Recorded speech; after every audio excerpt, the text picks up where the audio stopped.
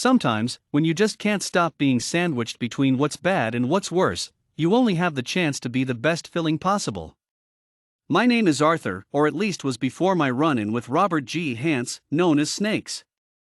The cause for his nickname came from his green eyes, pure emerald. He also had the elusiveness of a snake, and unfortunately, the slimy form too, which would prove to be my enemy, his endeavors changing me forever. He was the sort of character I would never have encountered. The gentlemanly Brit I was, fate had other plans.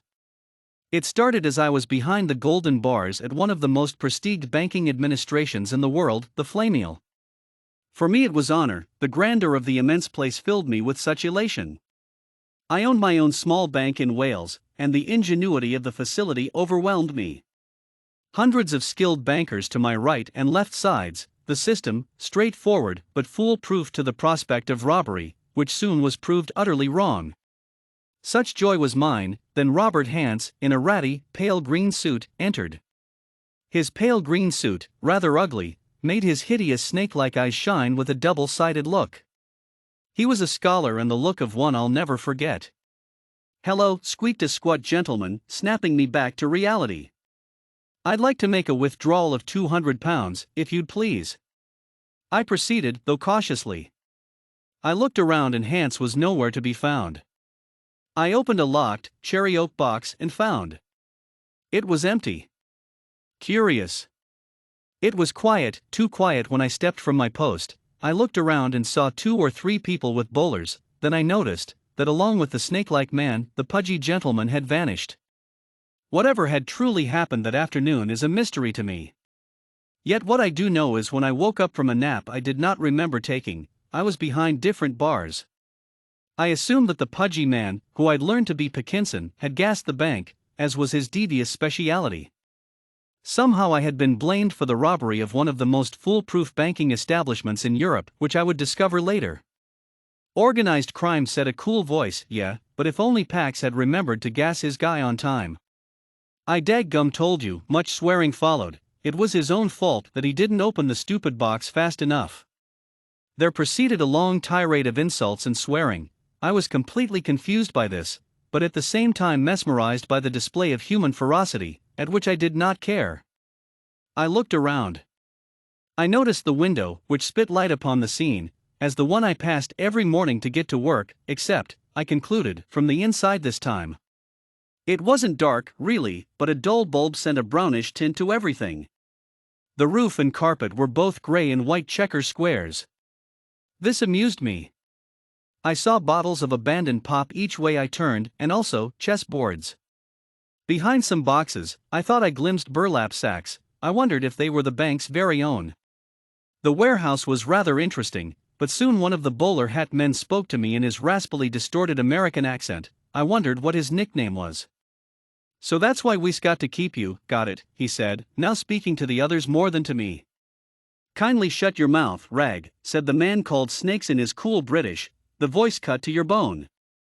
"I need a crumpet, I do believe." Rag glared. Rag had the build of a human bulldog, yet though he was undoubtedly the gang's thug, he knew he wasn't a match for Snakes. The other bowler hat men were named Kane and Loops. Ken, named for his fabled takedown of an elderly woman in the street, and Loops, for the need of abbreviating his actual name, Lutherpy Ames. Loops had argued to have his real name used, but lost. Loops was tall and lanky, while Kane was strong and stout. Looking at all of them at once was an odd sight, but I didn't have full time to process this. Rag had returned with the crumpet. "Thank you. Now, let us all welcome our guest, Arthur, who Pack failed to gas in time." Pack started to protest again, but Hance ignored him. "So, you now know why you're here. We saved you from prison because we realized you witnessed exactly what we had done, and now, more than ever, we can't leave footprints." I nodded, though I did not have the slightest clue what he was talking about. If I could make Robert Snakes think I had the dirt on him, things might go better than if I was in the Bastille. Snakes continued, "What we need to do now is obvious." His green stare made me flinch, and he smirked. "Loops, you need to find us a way to the coast. Our friend Arthur here isn't the only witness. Find the other witnesses, and we'll take care of them. That's where you come in, Pax. We need a private flight as soon as you can find one. Both nodded. Gas him. I woke up hours later in the dark feeling shocked. I had managed to miss the important part of the conversation, and now I was tied up in what felt like a weasel tail.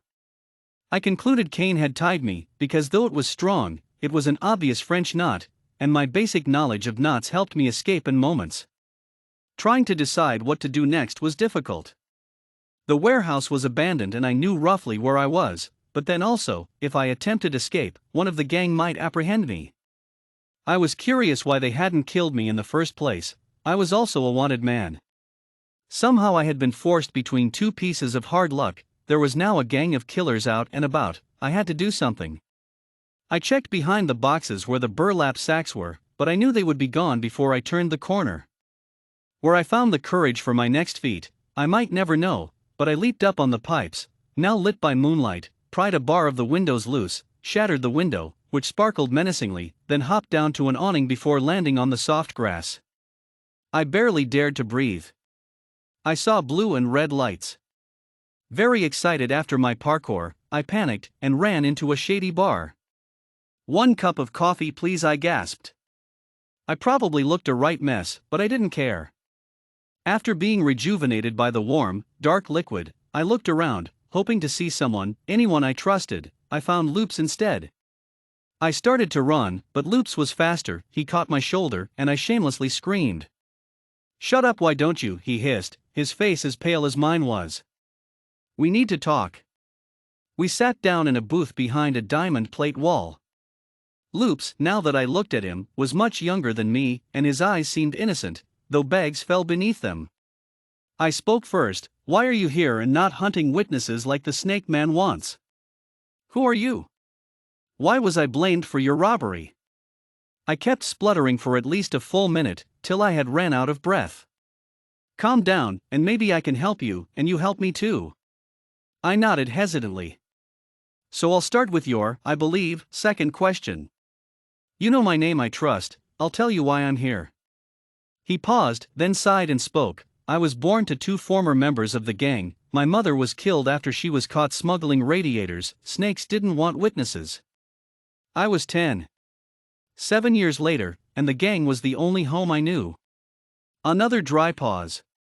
"But now, I can't. They asked me to kill, and somehow I know that Mum wouldn't do any of it, even if her husband asked her to. Even if Dad asked me to. So I think we have in common the need to get the heck out of here, right?" He sounded desperate. "I can't clear your name, but I've got a plan." I knew I had to listen. This boy needed me more than I needed him, and bloody why not, I was bound to get arrested anyway. We shook hands and wondered what might lay before us. "I got a hold of some of Pac's stuff.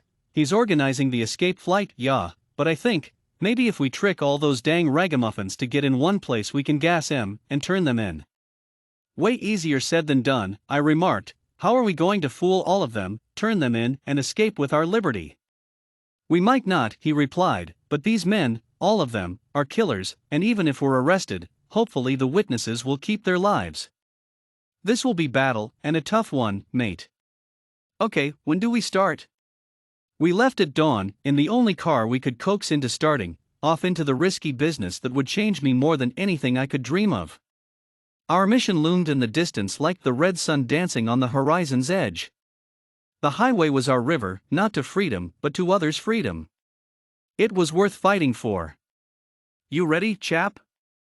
Loops grinned. "Nope, but we're going for it." To be continued.